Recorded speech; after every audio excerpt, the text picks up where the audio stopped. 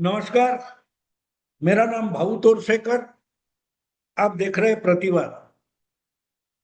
दोस्तों, आजकल हमारी पूरी मीडिया में या पॉलिटिकल डिस्कोर्स में जो चर्चा चलती है, डिबेट होते हैं, उसमें जेनजी जेनजी ये शब्द बहुत आता है। लेकिन ये शब्द कहां से आया, याद है आपको? शायद 2-3 साल पहले नेपाल में एक बगावत हो गई थी। जनता रास्ते पर उतर गई थी। रास्ते पर उतरकर इस आम जनता ने वहां के जो राजनेता थे, मंत्री थे, अपोजिशन में थे, सबको पीटा था, घर से निकाल निकाल कर पीटा था। और संसद और पार्लियामेंट का जो बिल्डिंग था वो भी जला दिया था। अपनी जान मुट्ठी में लेकर देश का प्राइम मिनिस्टर, पूर्व प्रधानमंत्री जान मुट्ठी में लेकर भाग रहा था। जहां दिखाई देगा उस उधर लोग उसको पीटते थे। यंग लड़के थे।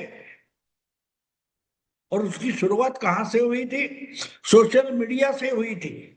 सोशल मीडिया में अपने खिलाफ बहुत आलोचना होती है, निंदा होती है। इसलिए सरकार ने नेपाल की बहुत सारे इलाके में से सोशल मीडिया का कनेक्शन बंद कर दिया था, डीएक्टिवेट कर दिया था, इंटरनेट डीएक्टिवेट कर दिया था।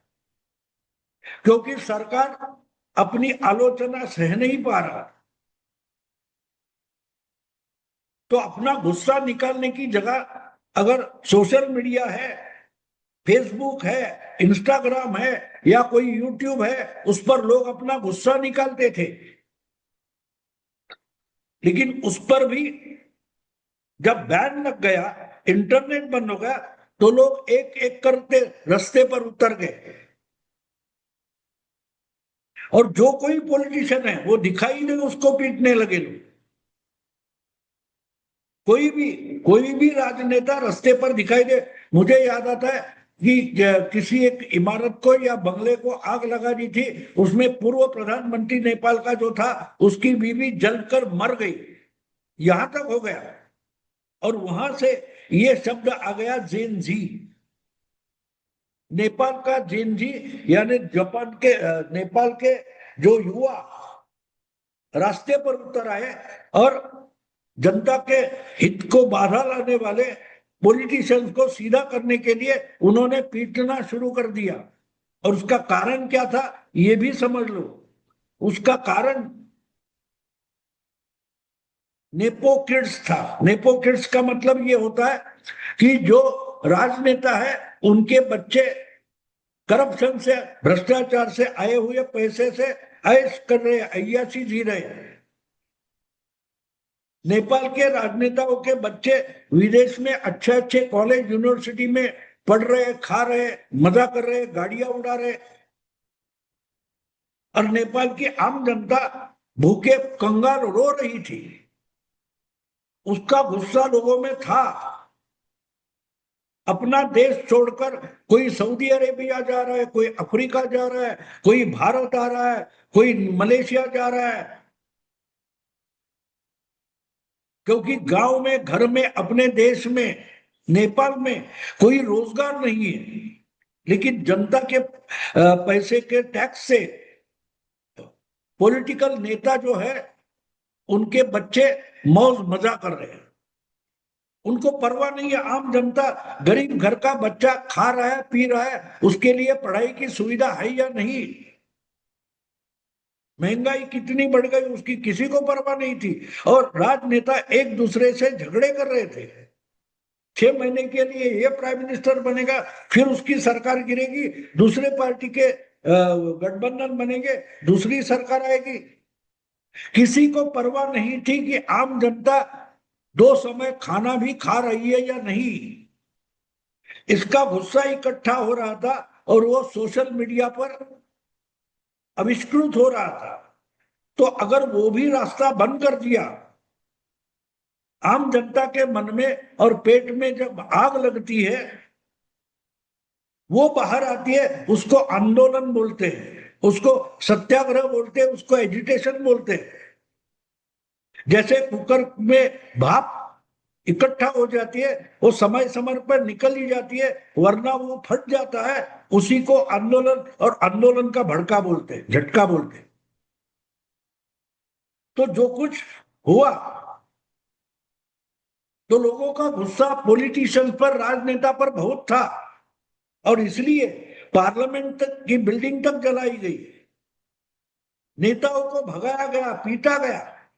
लेकिन उसके बाद जो जेनजी जेनजी शब्द एस्टेब्लिश हो गया, हमारे यहाँ तो पूरा का पूरा विपक्ष जेनजी पर निर्भर हो गया कि मोदी सरकार को अगर विपक्ष हरा नहीं सकता तो जेनजी हराएगी, और जेनजी हमें उठाकर कुर्सी पर बिठा देगी। ऐसे सपने राहुल गांधी से देकर हर किसी छोटे मोटे विपक्ष की पार्टी के नेता देखने लगे कि हमें जेनजी सत्ता में लाकर बिठा देगा, हमें कुछ करने की जरूरत नहीं है, हमें ना संगठन बनाने की जरूरत है, ना कुछ करने की जरूरत है। लेकिन नेपाल एक बिल्कुल छोटा देश, तेलंगाना या आप हिमाचल प्रदेश देखो, ऐसे छोटे छोटे राज्य हमारे यहाँ है, इससे ज्यादा नेपाल की पॉपुलेशन नहीं है, वहां रिवोल्यूशन होना अलग बात है। श्रीलंका हो, बांग्लादेश हो, या कोई इजिप्ट वगैरह हो, वहां ऐसे आंदोलन से सत्ता पलट होता है।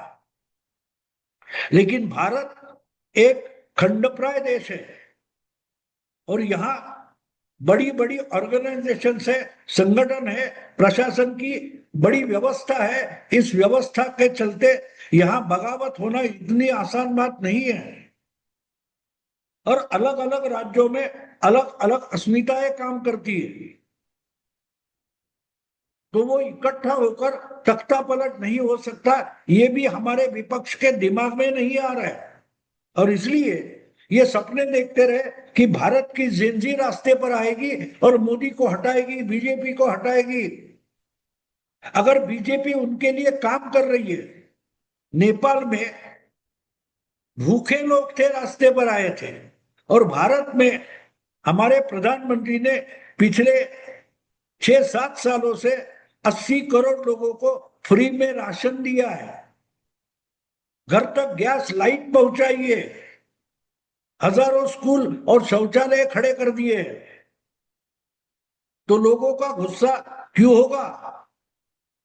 खाते पीते इंटेलेक्चुअल क्लास में बैठे हुए, हर महीने बिना काम की सैलरी लेकर अय्याशी करने वाले जो लोग हैं, जो वर्ग है, उसको अगर मोदी पसंद नहीं, इसके लिए आम जनता रास्ते पर उतरकर तख्ता पलट नहीं करेगी, क्योंकि तख्ता पलट उस आम जनता की जरूरत नहीं है जिसके घर का चूल्हा मोदी के कारण जलता है। कुछ बातें समझना भी जरूरी होती है। सोशल साइंस इसके लिए होता है। आंदोलन भूखे कंगाल होता है, वो होता है, वो रास्ते पर उतरता है क्योंकि उसकी भूख जो होती है उसको घर में बैठने नहीं देती। जंतर मंतर पर जो लोग नाच रहे थे वो भूखे नहीं थे, उनको कैटरर की तरफ से खाना आ रहा था। और जब ऐसा तख्ता पलट होता है तो आगे चलकर क्या हालत होती है उसका भी उदाहरण हम देख रहे हैं। पिछले एक हफ्ते से नेपाल में जो कुछ चल रहा है, वो अगर आप आंख खोलकर और दिमाग खोलकर देखने और समझने की कोशिश करोगे तो कॉकरोच आंदोलन से क्या निकल सकता है, इसका उदाहरण आपके सामने है। जिस जैन जी ने पूरा का पूरा पॉलिटिकल सिस्टम, नेपाल का पॉलिटिकल सिस्टम बदला था, उसके बड़े चर्चे हो रहे थे, लेकिन आज उन्हीं के इस्तीफे मांगे जा रहे हैं। वो बालन शाह या गुरंग जो कोई है, इसने ये किया, उसने वो किया, सारे के सारे स्कूल, हर एक को गवर्नमेंट की स्कूल में जाना पड़ेगा, ऐसा बड़ा क्रांतिकारी बदलाव लाया वगैरह वगैरह। आज वो पूरा नेपाल जल रहा है, पूरा नेपाल जल रहा है, और पूरा नेपाल रास्ते पर उतर कर बोल रहा है कि हमें अब हिंदू राष्ट्र चाहिए। तो नेपाल कुछ कह रहा है। जेनजी आंदोलन कर सकती है, सरकार नहीं चला सकती, प्रशासन नहीं चला सकती। यही तो बात नेपाल जोर जोर से कह रहा है। जिसको सुनना है वो सुने, ना सुने वो परिणाम भुगतने के लिए तैयार रहे। बालेन शाह भी हमारे अभिजीत दिपके जैसा ही था। बालेन शाह कोई पॉलिटिकल लीडर बना नहीं था। रैप इंटरनेट पर गाने बनाकर जिसने सरकार के खिलाफ एक आंदोलन खड़ा किया। नेपाल की तरफ देखो, जरा आंखें खोल कर देखो। नेपाल में 2-3 साल में जो तख्ता पलट हो गया और नई पॉलिटिकल व्यवस्था खड़ी हो गई, वो कहां से खड़ी हुई? वो कॉकरोच आंदोलन जैसे ही एक आंधी बनकर आई। छोटा सा देश था, तहस महस हो गया नेपाल। पूरी वहां की पॉलिटिकल पार्टियां वगैरह खत्म हो गई। एक नई पार्टी बनी, एक रैपर की, एक इंटरनेट के सेलिब्रिटी की, और नेपाल में नई सरकार आ गई। लेकिन हुआ क्या? आज उसी के खिलाफ नेपाल की जनता रास्ते पर उतरी है। कावड़ यात्रा से ये हिंसाचार शुरू हो गया। और कहां शुरू हो गया? नेपाल में मुस्लिमों की पॉपुलेशन बहुत कम है, 4-5% मानी जाती है। भारत में मुस्लिमों का पॉपुलेशन 18 से 20% माना जाता है। नेपाल में सिर्फ 4-5% माना जाता है। लेकिन वो 4-5% ने भी हिंदू और मुस्लिम दंगे शुरू कर दे दिए। कावड़ यात्रा से ये दंगा शुरू हुआ और पूरा नेपाल आज जोर शोर से बोल रहा है बस हो गया, बस हो गई डेमोक्रेसी, बस हो गया सेक्युलरिज्म, हमको नेपाल में हिंदू राष्ट्र चाहिए। और जंतर मंतर पर जो तमाशबीन इकट्ठा हुए थे, जो नौटंकी करने वाले इकट्ठे हो रहे थे, वो हिंदुओं की निंदा नालस्ती कर रहे हैं। फर्क समझ रहे हो दोस्तों? बहुत जल्दी अगर बांग्लादेश से निकली हिंदुत्व की हवा बंगाल को बदल डालती है, पश्चिम बंगाल को बदल डालती है, तो नेपाल से निकली हुई हवा अगले कुछ सालों में भारत में क्या बदलाव लाएगी, ये सिर्फ सोचो। जो आज रोज उठकर आरती कर रहे, जेनजी जेनजी जेनजी आरती कर रहे ना हर मीडिया पर, वो मीडिया वाले भी पीटे जाएंगे। मीडिया वालों को लोग पीटेंगे। जो जेनजी की क्रांति, जेनजी की बगावत लाना चाहते हैं, ऐसे मीडिया वाले भी पीटे जाएंगे। नेपाल कुछ कह रहा है दोस्तों। आंखें खोलो, दिमाग के दरवाजे खोलो और देखो नेपाल कुछ कह रहा है। थोड़े टाइम पेस के लिए, मनोरंजन के लिए जेनजी वगैरह ठीक होता है, कोई बात नहीं। इंटरनेट से रिवॉल्यूशन आता नहीं है। और रिवॉल्यूशन से एंटरटेनमेंट होती नहीं है। समाज चलाने के लिए, देश चलाने के लिए एक व्यवस्था की जरूरत होती है, एक प्रशासन की जरूरत होती है। और प्रशासन कोई मनोरंजन की बात नहीं होती कि हम आएंगे, आंदोलन करेंगे, गाली गलौज करेंगे, इसकी निंदा करेंगे, उसको माँ बहन निकालेंगे, इससे मनोरंजन हो सकता है। नेपाल का बहुत बढ़िया मनोरंजन हुआ था और नेपाल की आम जनता उस बहाव में बह गई, भटक गई, भरकट। आज क्या हुआ है? उसी नेपाल की जनता ने ऐसे कॉकरोच जैसी एक मूवमेंट खड़ी हुई, आंदोलन खड़ा हुआ, उसके पीछे जाते जाते नेपाल में आम बदलाव कर दिया। पॉलिटिशियन भ्रष्ट होते हैं, नए पॉलिटिशियन आते हैं तो बोलते हैं केजरीवाल बनकर आते हैं, और वो पहले के भ्रष्ट भी अच्छे थे ऐसे मानने की परिस्थिति निर्माण करते। भ्रष्टाचार के खिलाफ आंदोलन खड़ा करके आम आदमी पार्टी बनी और वो देश की सबसे ज्यादा और फास्टेस्ट करप्ट पार्टी बन गई, जो इंडिया अगेंस्ट करप्शन से निकली। ऐसे आंदोलन किसी विचारधारा से नहीं निकलते। आम जनता की जरूरत और मुद्दे से निकलना वो आंदोलन देश में बदलाव लाता है, वो टिकाऊ बदलाव होता है, वरना टेम्पररी फेज होती है। नेपाल वही समझा रहा है जो पिछले 1 महीने से कॉकरोच कॉकरोच कॉकरोच करके नाच रहे हैं, कॉकरोच की आरती उतार रहे। उनकी आंखें खोलने के लिए मैं बता रहा हूं, जरा थोड़ा मुड़ो नॉर्थ की तरफ, उत्तर की तरफ, और देखो नेपाल में इंटरनेट से निकले रिवॉल्यूशन ने क्या किया है। वही जनता जो उस समय के नेपाली कॉकरोच के साथ खड़ी हुई, वो आज उस कॉकरोच को मारने निकली है। बस हमको नहीं चाहिए, ये कॉकरोच नहीं चाहिए। आज जो दौड़ दौड़ कर सौरभ दास, अभिजीत दीपके के इंटरव्यू ले रहे हैं, वो सावधान हो जाए, क्योंकि तुमने भी इंटरव्यू लिया था, तुमको क्यों छोड़ू करके लोग आपको भी पीटेंगे। मैंने कुछ दिन पहले मराठी में एक वीडियो डाला था, बहुत जल्दी समझ नहीं जाओगे।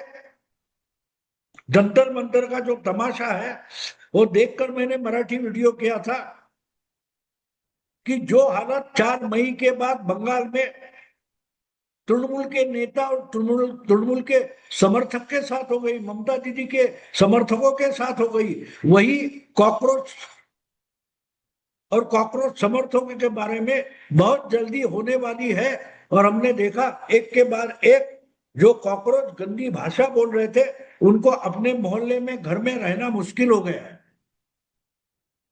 लेकिन वो बात बिल्कुल छोटी है, अनदेखी करने जैसी है। लेकिन ऐसे आंदोलन से, ऐसे कैंपेन से, जो नैरेटिव से जो निकलता है, उसकी हालत क्या होती है वो समझने के लिए जरा नेपाल बारीकी से समझो, बारीकी से समझो। जिस तरीके से जंतर मंतर पर हिंदू देव देवताओं की निंदा नालस्ती की गई, अपमानित किया गया, अगर हिंदू समाज खड़ा हो जाता है तो वो आम जनता की मांग होगी। कॉकरोच दूर रह जाएंगे, मारे जाएंगे, या कीमत चुकानी पड़ेगी, राहुल गांधी को चुकानी पड़ेगी, उद्धव ठाकरे को और केजरीवाल को चुकानी पड़ेगी, क्योंकि आप कॉकरोचों के समर्थक थे। आपने ये गंदगी हमारे जिंदगी में लाई है। ये पॉलिटिकल पार्टियां खत्म हो जाएगी जो आज कॉकरोच समर्थन के लिए खड़ी हो गई है। दोस्तों अभी यही रुकता हूं, अगर वीडियो पसंद है तो लाइक कीजिए, शेयर कीजिए और नेपाल की तरफ ध्यान रखिए, सब्सक्राइब कीजिए। नमस्कार।